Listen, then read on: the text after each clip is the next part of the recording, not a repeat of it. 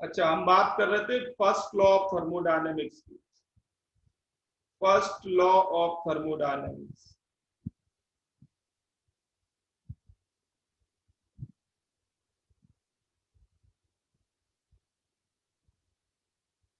इसमें आपने लिखा था कि अगर सिस्टम को आप हीट एनर्जी प्रोवाइड करें और वर्क भी करें सिस्टम पे, तो ये दोनों सिस्टम के अंदर स्टोर्ड हो जाएंगी एनर्जीज, और वो किसके बराबर होंगी? Increase in internal energy, delta U equal to Q plus W. Delta U equal to Q plus W.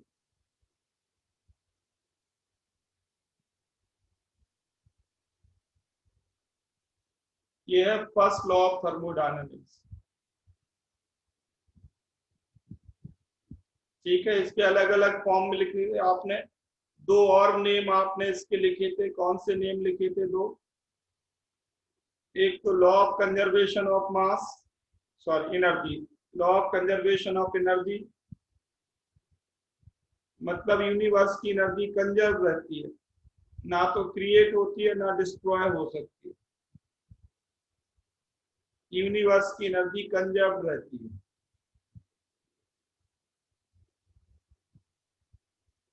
Clear है यहां तक सबको? नेक्स्ट इंपॉर्टेंट टॉपिक पे मैं आ रहा हूं, फिर न्यूमेरिकल प्रॉब्लम्स पे आएंगे। Write down degree of freedom. Degree of freedom,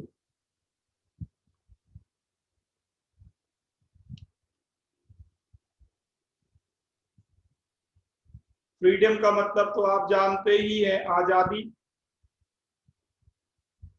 freedom का क्या मतलब होता है? आजादी। तो डिग्री ऑफ फ्रीडम का क्या मतलब है? इसका मतलब है number of independent motions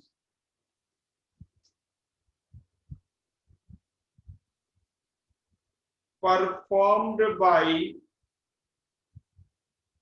a molecule. Number of independent motions. Number of independent motions performed by a molecule.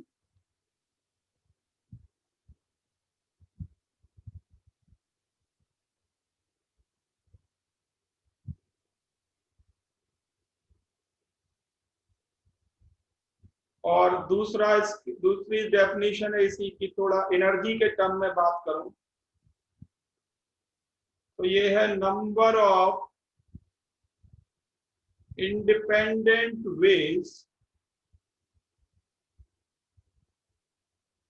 in which energy of a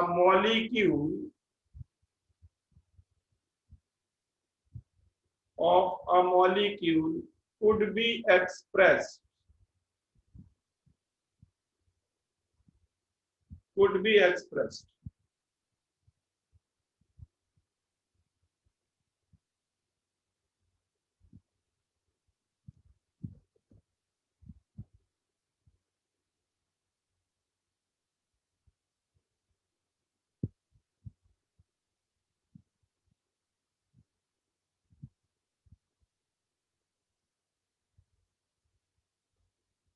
क्या मतलब इसका? अभी आपको एग्जाम्पल से समझ में आ जाएगा।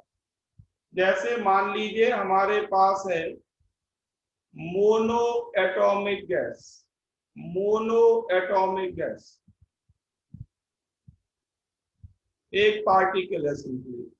बता सकते हो ये सिंगल पार्टिकल कितनी इंडिपेंडेंट मोशन परफॉर्म कर सकता है? अनम्यूट करके बोलो। ये सिंगल पार्टिकल कितनी इंडिपेंडेंट मोशन परफॉर्म कर सकता है?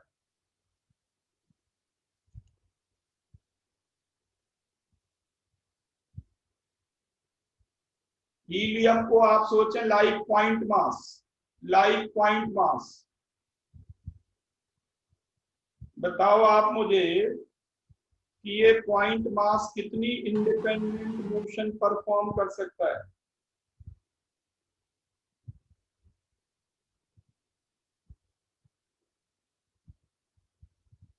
अरे आपने मोशन पढ़ी है एक इनफाइनाइट, इंडिपेंडेंट मोशन समझते हो बेटा? इंडिपेंडेंट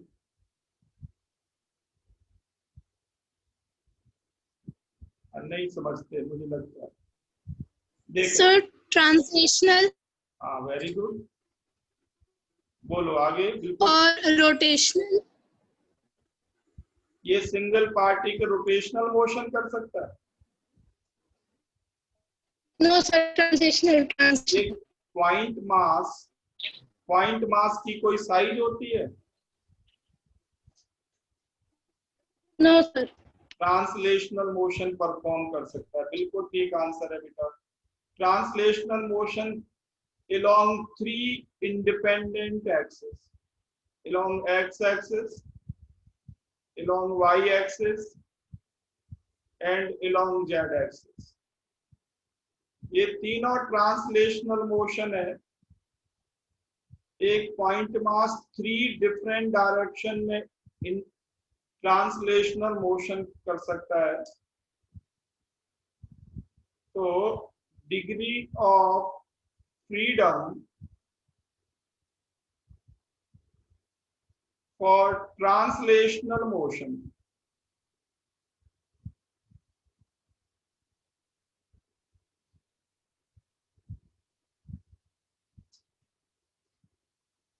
आंसर है 3। अब ध्यान देना, बहुत सारे बच्चे कहेंगे इसके बीच से भी तो जा सकता है, इधर भी तो जा सकता है, किधर भी जा सकता है। एक पॉइंट मास किसी के दिमाग में ये आ रहा हो तो मैं यहाँ पर रिपीट कर दूं एक वर्ड जो बार बार मैंने आपको बोला भी है, आपने लिखा भी होगा, इंडिपेंडेंट। इंडिपेंडेंट जरा सोचिए इंडिपेंडेंट को। मान लीजिए आप यहाँ पर 10 मीटर पर सेकंड की स्पीड से जा रहे हैं along एक्स एक्सिस। मैं आपसे कहूं कि बताइए वाई एक्सिस के along आपकी स्पीड क्या होगी?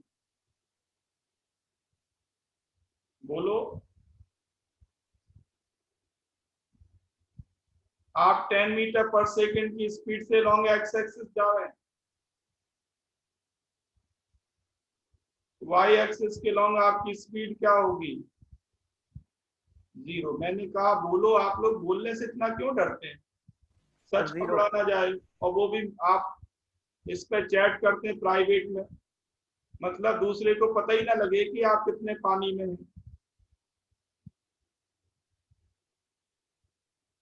ओके, ये सज्जन आए हैं पढ़ने को, पर पता नहीं डेट ऑफ बर्थ तो नहीं डाली थी। Yes yes.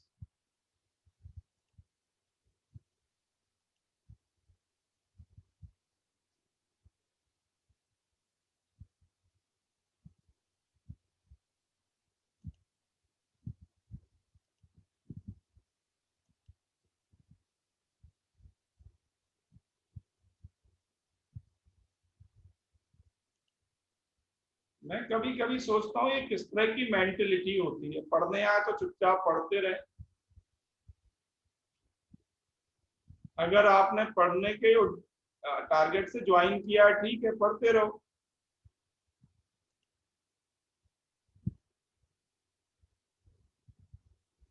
मुझे लगता है ऐसी मेंटेलिटी वाले ही लोग आगे चल के क्रिमिनल बन जाते हैं। क्रिमिनल मतलब साफ है कि दूसरे का अच्छा नहीं देख सकते।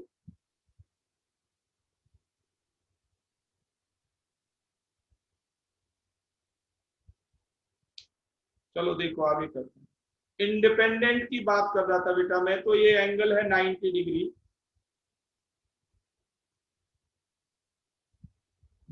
तो ये कंपोनेंट होगा 10 cos 90 मतलब 0।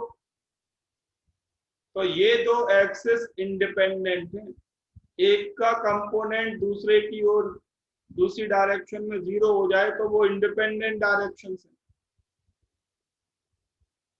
तो बताइए एक पॉइंट मास कितनी इंडिपेंडेंट मोशन परफॉर्म कर सकता है? एक पॉइंट मास कितनी इंडिपेंडेंट मोशन परफॉर्म कर सकता सर 3। 3। अभी भी किसी को कंफ्यूजन है? कई बच्चों ने तो इनफाइनाइट मोशन करा दी, 1 2 नहीं 10 नहीं, सीधे infinite.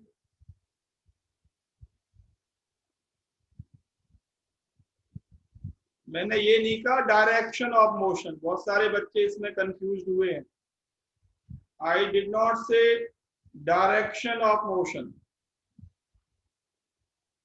What did I say is number of independent direction.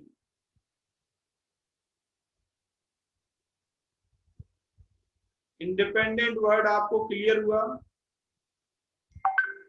तो ट्रांसलेशनल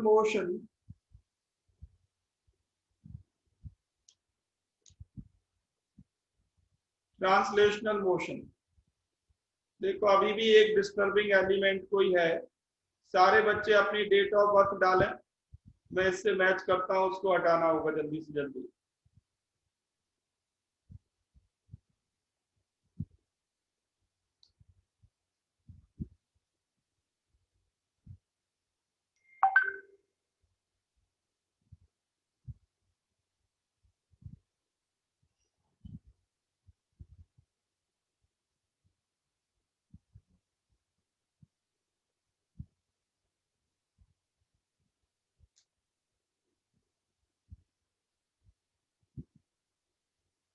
जरा नेम लिस्ट में पहचानो कौन है, कौन है जो इस पूरे डिस्टरबेंस के लिए आया हुआ है। डेट ऑफ बर्थ ऐड करो। देखो एक तो रितिन ने डेट ऑफ बर्थ नहीं डाली, मैं रितिन को ही रिमूव करने वाला। पहले भी मैंने इसको कहा था डेट ऑफ बर्थ के साथ एंट्री करो, एक बार पहले भी हो चुका है इसके साथ।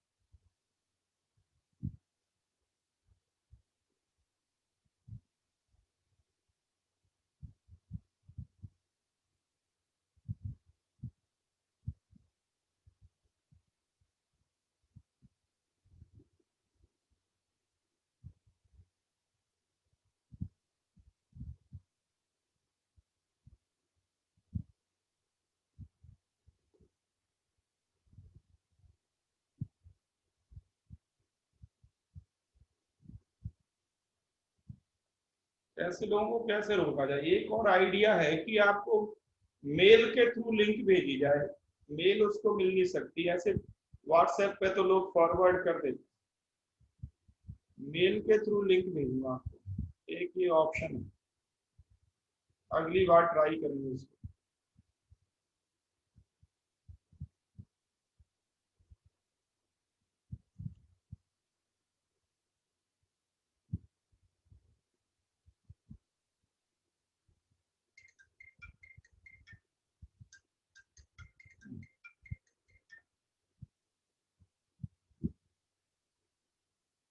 हेलो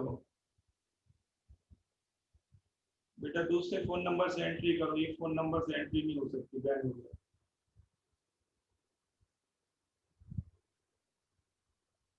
नहीं नहीं, वो उस सेम नेम से आया था कोई।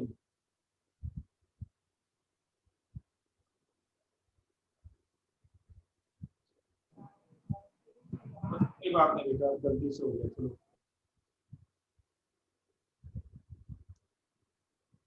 अरे क्या टाइम खराब करा तुमने।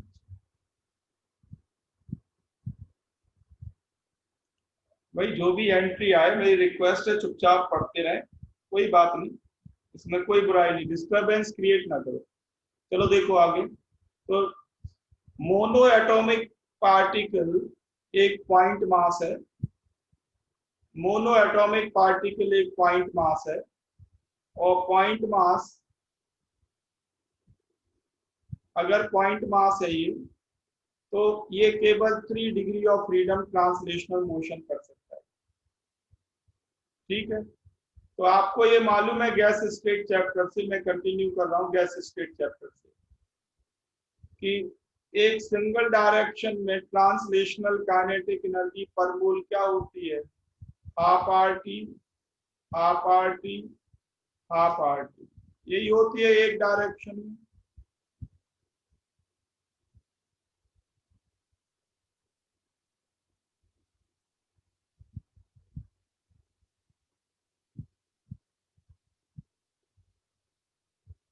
तो ध्यान देना आप, ट्रांसलेशनल काइनेटिक एनर्जी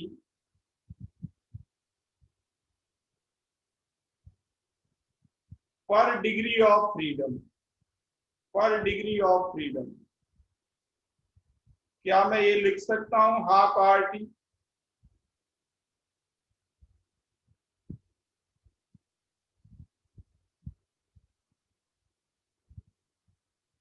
अगर मान लें कि एफ डिग्री ऑफ फ्रीडम है, if F is degree of freedom,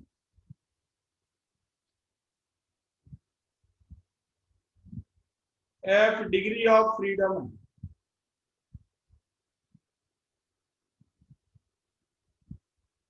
तो बताओ टोटल ट्रांसलेशनल काइनेटिक एनर्जी कितनी?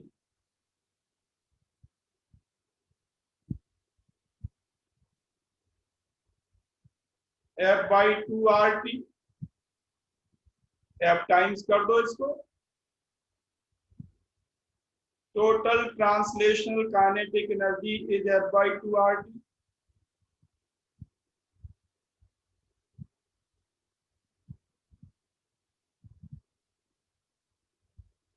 किसी भी पॉइंट पे कोई प्रॉब्लम हो तो आप बोल सकते हैं, ध्यान रखना न्यूमेरिकल्स के लिए बेसिक बातें आपको आनी चाहिए। तो अगर एफ डिग्री ऑफ फ्रीडम है तो टोटल ट्रांसलेशनल काइनेटिक एनर्जी हो गई F by two R T. अब हम जाते हैं वापस इंटरनल एनर्जी में, ध्यान देना इंटरनल एनर्जी आपने लिखी energy due to mass, all energy due to mass plus energies due to temperature plus energy due to intermolecular forces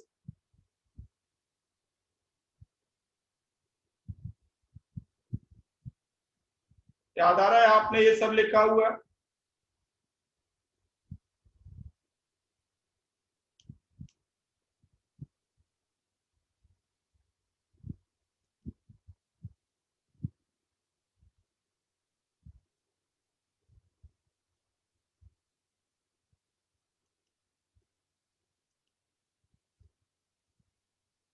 आप ध्यान देना, अगर मान लें कि अमाउंट फिक्स्ड है, अगर मान लें कि अमाउंट फिक्स्ड है,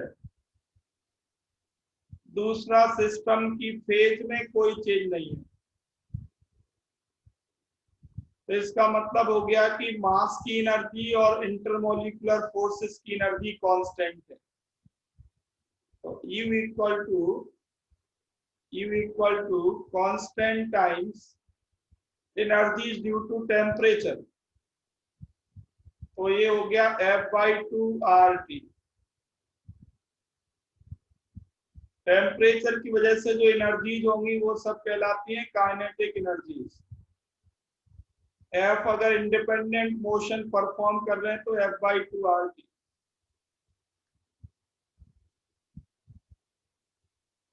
this is the energy due to temperature and F is the degree of freedom.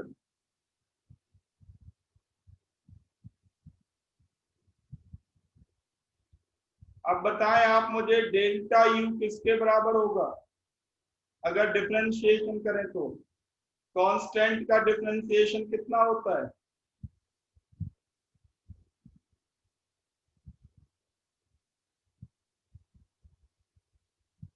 Constant का डिफरेंशिएशन जीरो होता है, तो delta U equal to zero plus F by two R delta T. F और R constant है, तो आप लिख सकते हैं delta U equal to F by two R delta T.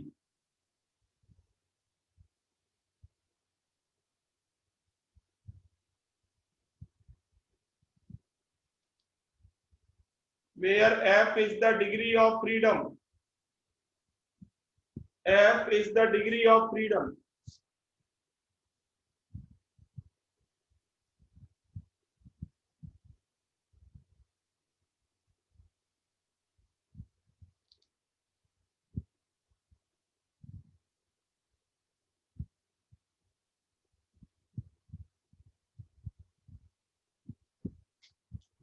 यहां तक किसी को कोई भी प्रॉब्लम है या सुनो?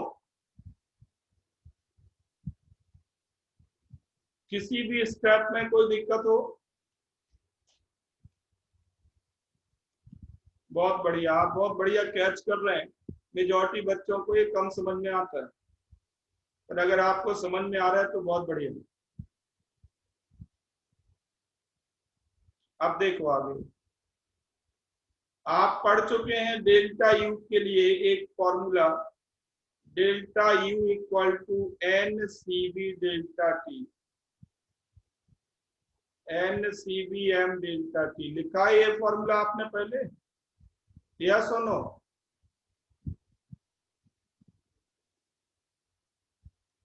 ये एन मोल्स के लिए है। 1 मोल के लिए लिखें तो क्या बनेगा? For 1 mole delta U equal to हो जाएगा सीवी इंटू डेल्टा टी। और डिग्री ऑफ फ्रीडम के टर्म में डेल्टा यू क्या है? डिग्री ऑफ फ्रीडम के टर्म में F/2 R into delta T.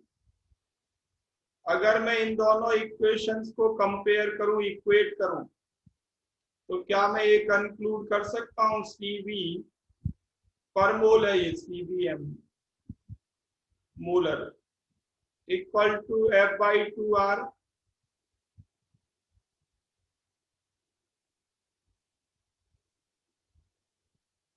इन दोनों को देख के क्या हम ये कह सकते हैं?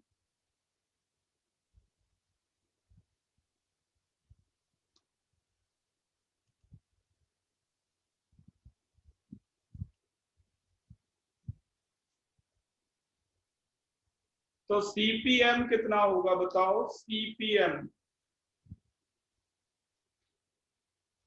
ये आपको मालूम है, सीबीएम प्लस आर, ये किसके बराबर आएगा?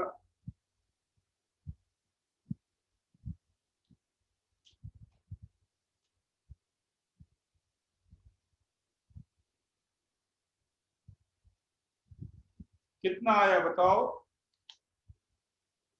तो ये हो जाएगा F+2/2 R।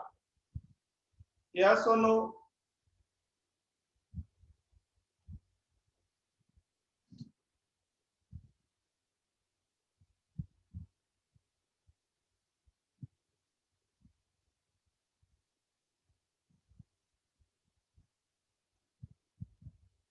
जल्दी लिखो।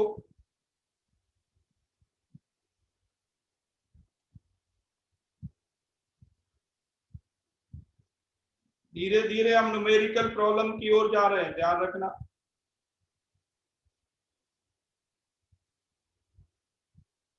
तो CPM equal to CBM plus R। तो ये जो CB और CP हमने F के टर्म में निकाल लिए, सारा कुछ आगे F के लिए टर्म में ही करना है। एक और टर्म डिफाइन किया था हमने, गामा, इन दोनों का रेशियो CP/CB कितना है गामा बताओ? CP/CB गामा कितना आएगा? F के टर्म में बताना, F के टर्म में।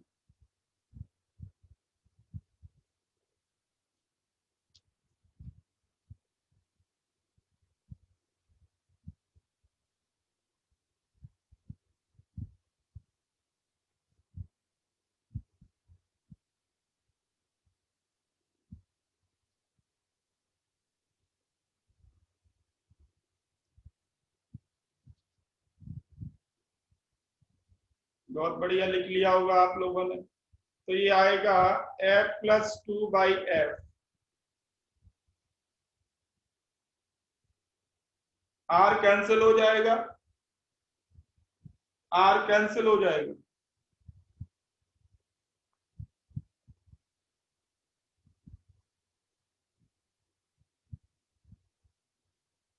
आ गया समझ में सबको इतना?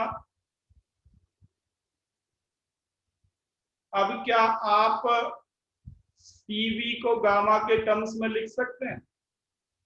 सीपी को गामा के टर्म्स में लिख सकते हैं? कर सकते हो? अरे सिंपल है बिल्कुल बेटा। देखो सीपीएम, आगे फॉर्मूला लिख रहा हूं मैं, CPM minus CVM equal to R, आप ये जानते हैं। इसका डेरिवेशन तो लिख लिया आपने। साइंटिस्ट का नाम लिखना चाहो तो लिख लो, वैसे जरूरी नहीं है। इसको कहते हैं मेयर्स फॉर्मूला।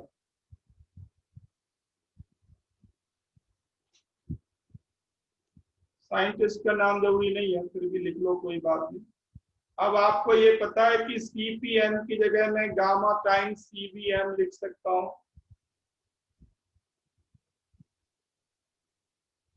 ये कहां से लिख दिया मैंने?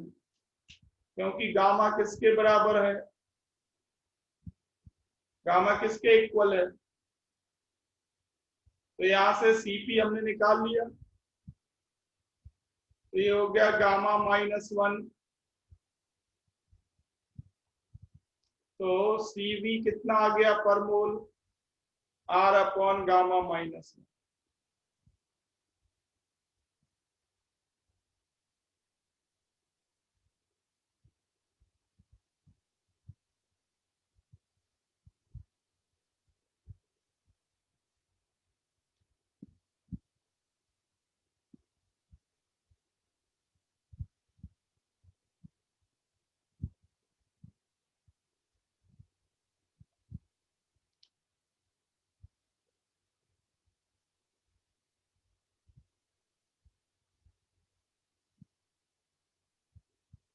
क्लियर है?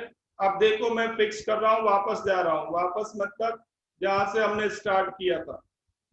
मोनो एटॉमिक गैस के लिए मैंने आपको बताया degree of freedom for translational motion 3 है, because monoatomic gas particle is just like a point mass.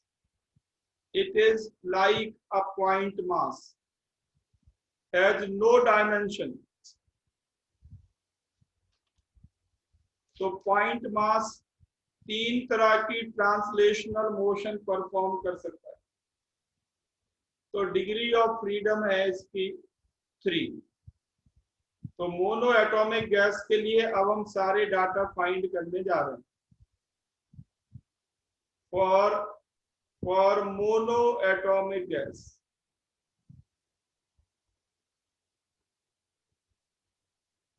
Like helium हो गया, नियोन हो गया, इनर्ट गैसेस है, F इक्वल टू 3।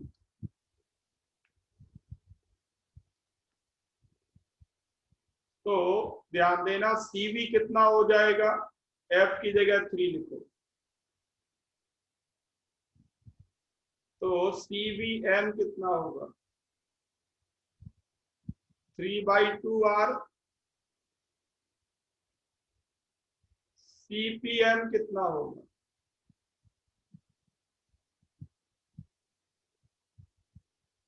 CP कितना है देखो जरा, F प्लस 2/2R। F की जगह 3 लिखो,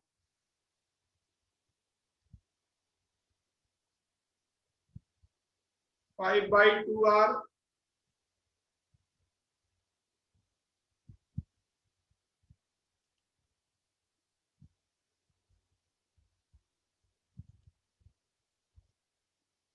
बहुत बढ़िया, आप लोग अच्छा कैच कर रहे हो। देखो आगे 5/2R।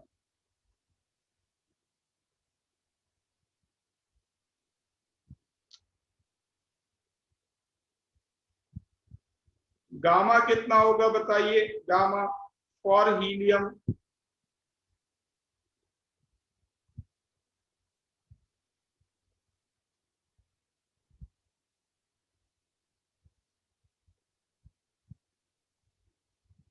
5/3।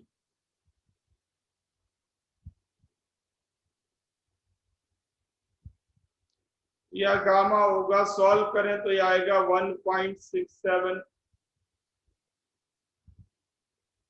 Gamma is 1.67 for monoatomic gas.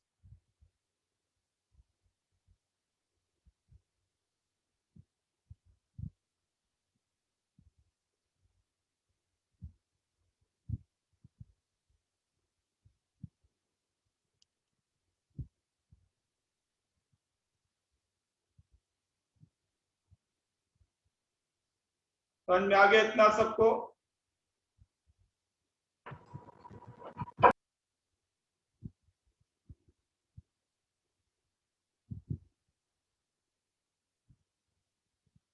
अब देखो हमने काफी कुछ लिख लिया, मैं सारे फॉर्मूला इकट्ठे कर रहा हूँ। अब तक जो कुछ लिखा वो फॉर्मूला में काम के इकट्ठे कर रहा हूँ। Delta U equal to n C V M delta T, एक ये फॉर्मूला लिखा। सी बी एम लिखा आपने आर अपॉन गामा -1, और सी बी एम का डिग्री ऑफ फ्रीडम के टर्म में फॉर्मूला लिखा आपने F/2R। सीपीएम का फॉर्मूला हो गया F के टर्म में F+2/2 R। गामा का फॉर्मूला आपने ये लिखा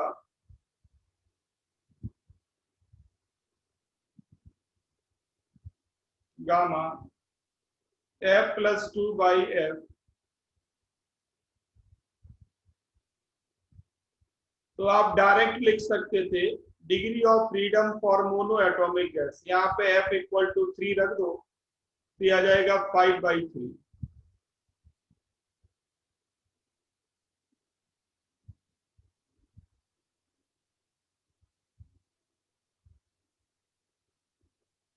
मोनो एटॉमिक गैस के लिए क्लियर है, तो फिर मैं डाई एटॉमिक की बात करूं।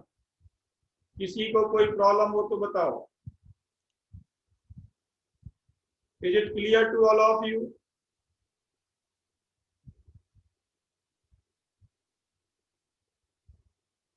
Okay. Now we talk about diatomic gas. Diatomic gas.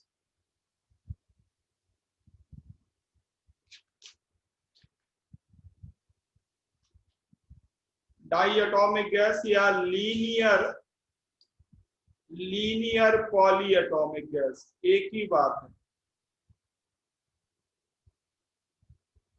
Linear polyatomic gas. Practically आप इसको ऐसे सोचें कि आपके पास दो atom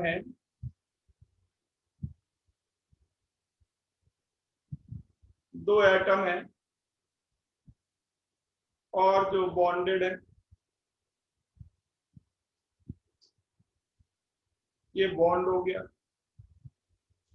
you can take any two atom से, आपके पास हाइड्रोजन गैस है, दो H एटम है और ये उनके बीच बॉन्ड है। अब बताओ मुझे कि ये जो मॉलिक्यूल है H2 कितनी इंडिपेंडेंट ट्रांसलेशनल मोशन परफॉर्म कर सकता है?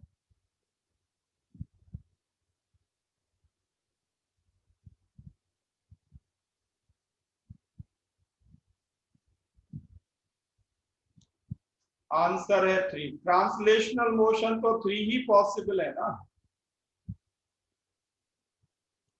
पूरा मॉलिक्यूल ऐसे सोचिए, पूरा molecule as a whole along X axis जा रहा है, पूरा molecule as a whole along Y axis जा रहा है।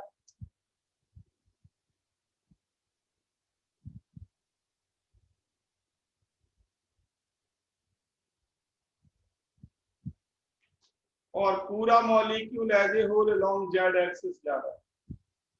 तो ट्रांसलेशनल मोशन तो 3 ही पॉसिबल है, 3 इंडिपेंडेंट ट्रांसलेशनल मोशन पॉसिबल है। तो F equal to 3 for translational motion.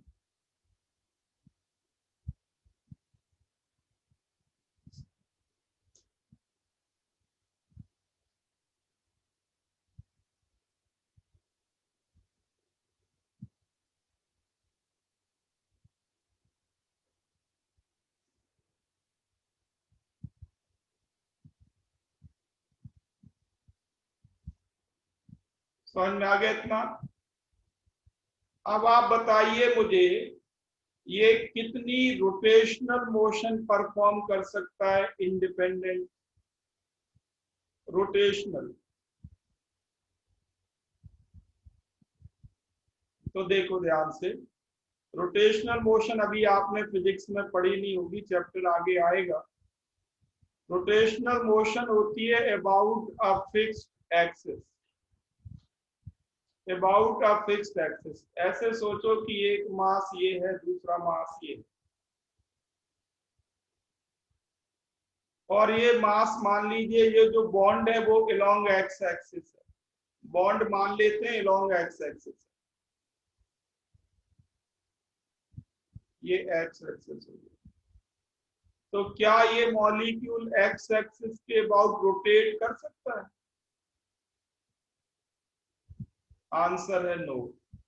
ये स्पिन करेगा एक्स एक्सिस के अबाउट, रोटेट नहीं करेगा। रोटेट करेगा ये किसके अबाउट? रोटेट करेगा ये अबाउट वाई एक्सिस। इसको घुमा सकते हैं इसके अबाउट, जैसे आपने देखा होगा शंकर जी भगवान का डमरू होता है वैसे। ये आपका हैंड हो गया,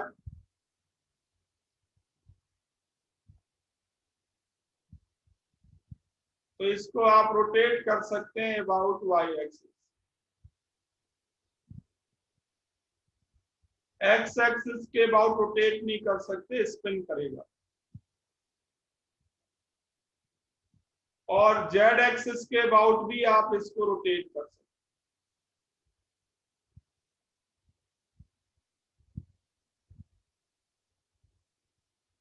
हैं। इसके अबाउट भी रोटेट कर सकते हैं, विजुलाइज हो रहा हो आपको। ऐसे इसके अबाउट भी रोटेट कर सकते हैं और इसके अबाउट भी रोटेट कर सकते हैं।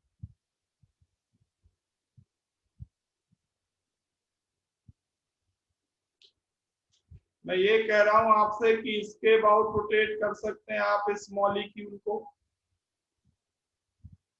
और इसके अबाउट भी रोटेट कर सकते हैं इस मॉलिक्यूल को। बट क्या एक्स एक्सिस के अबाउट रोटेट कर सकते हैं? अगर पूरा मॉलिक्यूल एक्स एक्सिस के अबाउट घुमाएंगे तो वो स्पिन करेगा।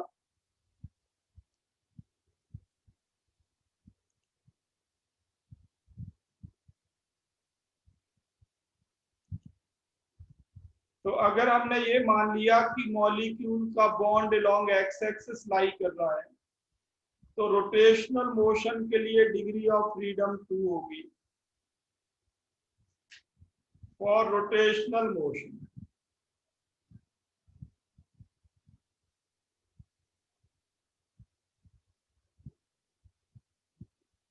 अगर किसी को ये बात समझ में नहीं आई तो घबराना नहीं है, अभी आप इसको याद कर लो, और जब फिजिक्स में आपको रोटेशनल मोशन पढ़ाई जाएगी तो आप ये समझ जाएंगे।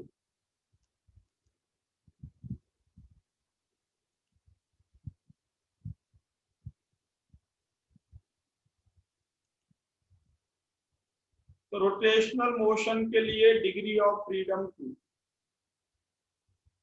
तो मैंने कहा कि आप ले लें डाई एटॉमिक या फिर लीनियर पॉली एटॉमिक। जैसे कार्बन डाइऑक्साइड है, कार्बन डाइऑक्साइड को भी आप डाई एटॉमिक की तरह ट्रीट कर सकते हैं, क्योंकि इसका एक ही मॉलिक्यूलर एक्सिस बनेगा। सारे एटम एक एक्सिस के अलोंग लाई करने चाहिए, तो वो डाई एटॉमिक गैस है। क्या सल्फर डाइऑक्साइड को आप डाई एटॉमिक की तरह ट्रीट कर सकते हैं, लाइक CO2?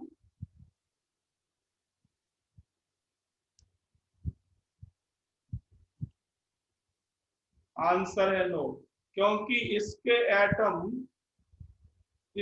एटम दो डिफरेंट एक्सिस के लॉन्ग लाई कर रहे हैं, दो डिफरेंट डायरेक्शन में एटम लाई कर रहे हैं, एक लाइन में सारे एटम नहीं है। It is not a linear molecule, तो इसके बारे में तो अलग बात हो गई। तो ट्रांसलेशनल मोशन है 3, रोटेशनल मोशन है 2,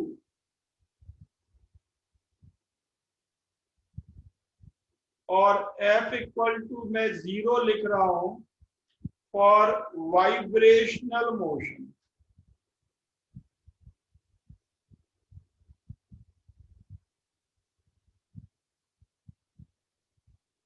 केमिस्ट्री में वाइब्रेशनल मोशन कंसीडर नहीं करना, ये पॉइंट आप नोट कर लें। ऐसे सोचो कि दो हाइड्रोजन एटम एक स्प्रिंग से अटैच्ड है।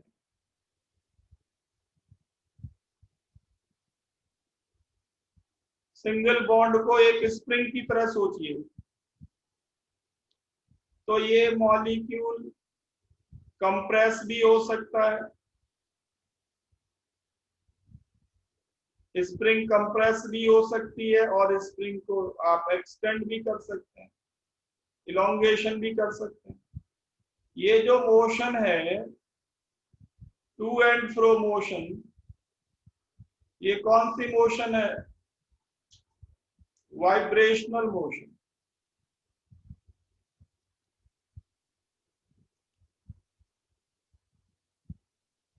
तो वाइब्रेशनल मोशन की भी काइनेटिक एनर्जी हमें लेनी पड़ेगी, बट यहाँ पे हम नहीं लेंगे, केमिस्ट्री में, फिजिक्स में आपको पढ़ाया जाएगा।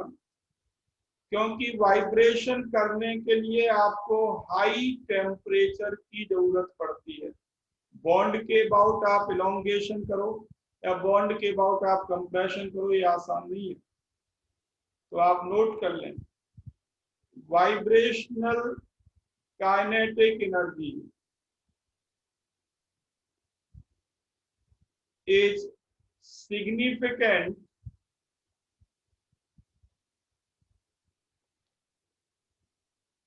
at high temperature।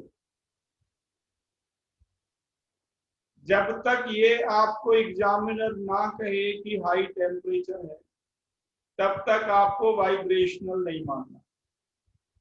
मान लो उसने लिख दिया हाई टेम्परेचर है, तो वाइब्रेशनल कितनी, वो अभी हम डिस्कस करेंगे सेपरेटली।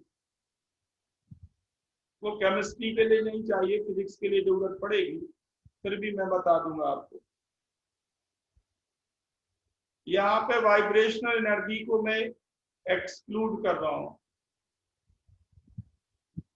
तो बताइए, डाई एटॉमिक गैस की टोटल डिग्री ऑफ फ्रीडम कितनी हुई, या लीनियर पॉली एटॉमिक गैस की टोटल डिग्री ऑफ फ्रीडम कितनी हुई? तीनों को ऐड कर दो। ये इंडिपेंडेंट मोशंस हैं, ये इंडिपेंडेंट मोशंस हैं। Total degree of freedom 5,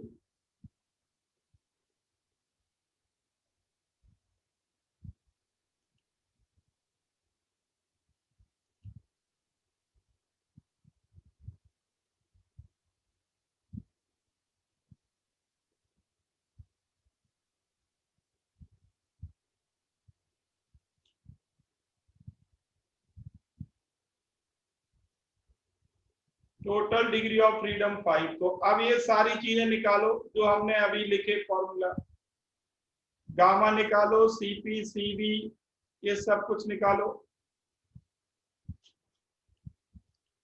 for diatomic gas.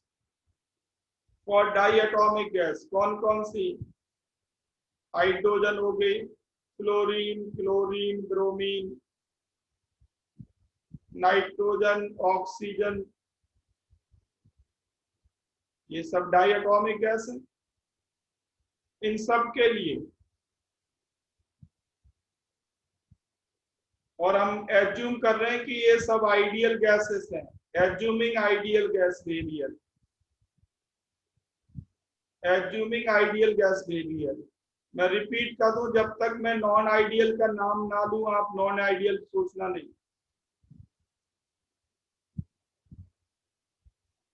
तो CVM कितना आपको मालूम है, F/2R, तो 5/2R। CPM कितना, F+2/2R, तो 5 रखो इसकी जगह, 7/2R। गामा कितना, F+2/F 7/5 1.4। ये सीधे सीधे गामा पूछा जाएगा आपसे।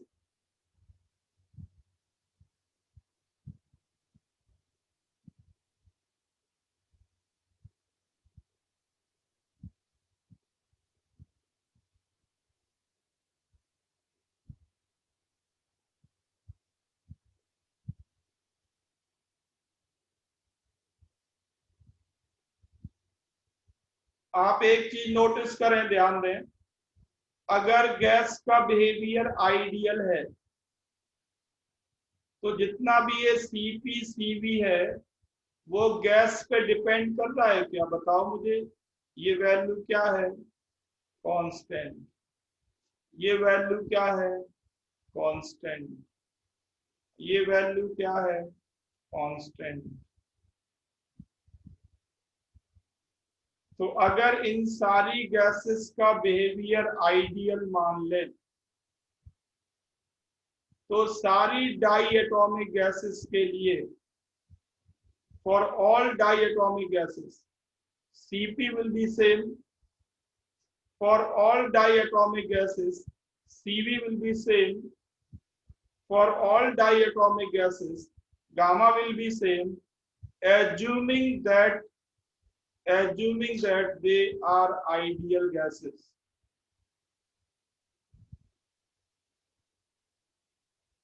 बट साथ ही साथ आप नोट कर लें, क्या नोट कर लें, gamma of hydrogen will not be equal to gamma of chlorine, will not be equal to gamma of chlorine if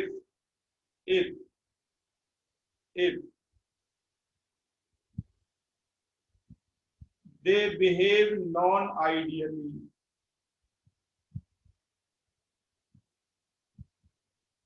If they are real gases, if they are non-ideal gases.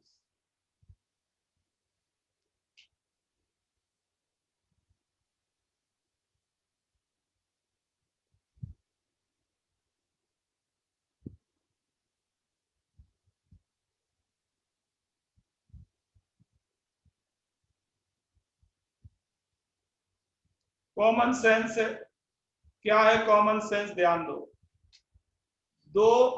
अगर सारी gases ideal हैं तो आपको मालूम है कि intermolecular force of attraction क्या होगा, बताओ। इंटरमॉलिक्यूलर फोर्स ऑफ अट्रैक्शन क्या होगा इफ दे आर आइडियल,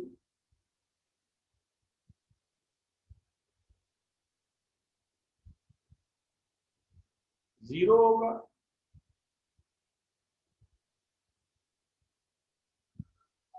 होगा कि नहीं? और अगर ये नॉन आइडियल है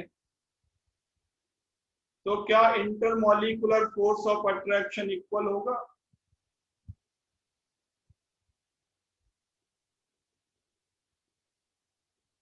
क्या intermolecular force of attraction equal होगा if they are non ideal? और intermolecular force of attraction equal नहीं है तो आंसर है उनके Cv और Cp इक्वल नहीं हो सकते। बाय डेफिनेशन सोचिए, what is Cp, what is Cv?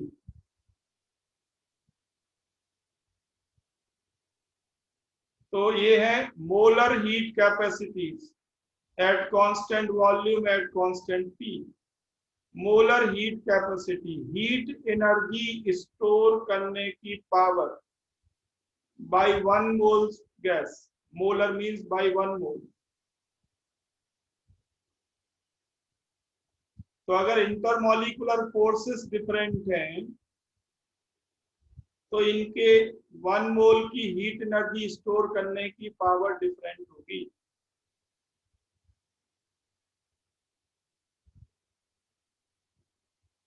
ठीक है, तो अभी मैं एक क्वेश्चन के साथ आपको फ्री कर रहा हूं और try atomic poly atomic next class में लेंगे।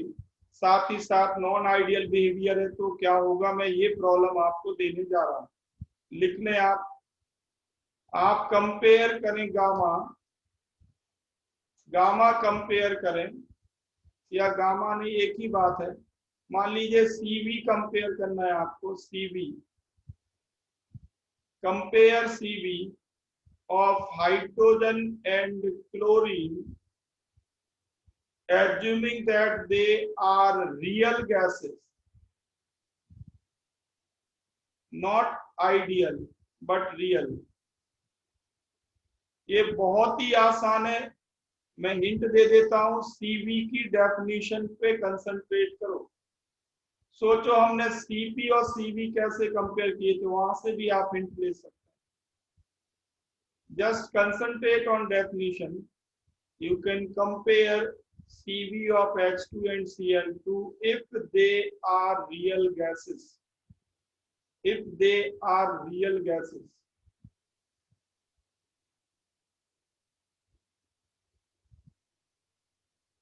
अगर आइडियल है तो उनके CP CV बराबर होंगे, आइडियल है तो बराबर होंगे।